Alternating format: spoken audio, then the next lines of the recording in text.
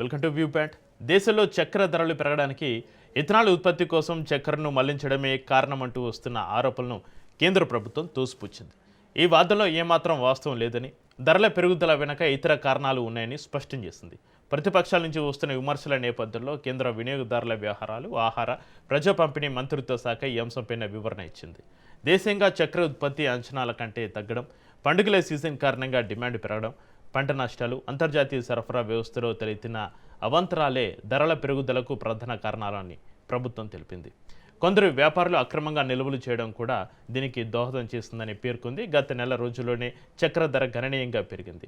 July 20న kilo 48 రూపాయలుగా ఉన్న ధర ఆగస్టు 20 నాటికి 55 రూపాయల మార్కును దాటింది. ప్రస్తుతం కొన్ని ప్రాంతాల్లో హోల్సేల్ మార్కెట్లో 65 రూపాయలు దాటగా రిటైల్ మార్కెట్లో 70 రూపాయల మార్కును కూడా అధిగమించింది చక్కెర.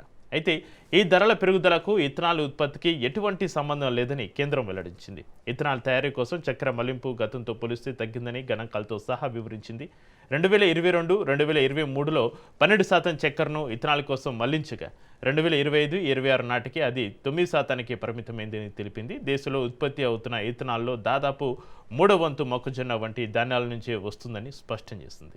ధరలను అదుపు చేసేందుకు ఇప్పటికే తగిన చర్యలు ప్రారంభించామని, చక్కెర నిల్వలపైన పరిమితులు విధించామని ప్రభుత్వం పేర్కొంది. అంతేకాకుండా దేశీ సరఫరాను పెంచేందుకు సుంకాలు లేని లేదా అతి తక్కువ సుంకంతో కూడిన దిగుమతులకు అనుమతులు మంజూరు చేసినట్లుగా వెల్లడించింది కేంద్రం.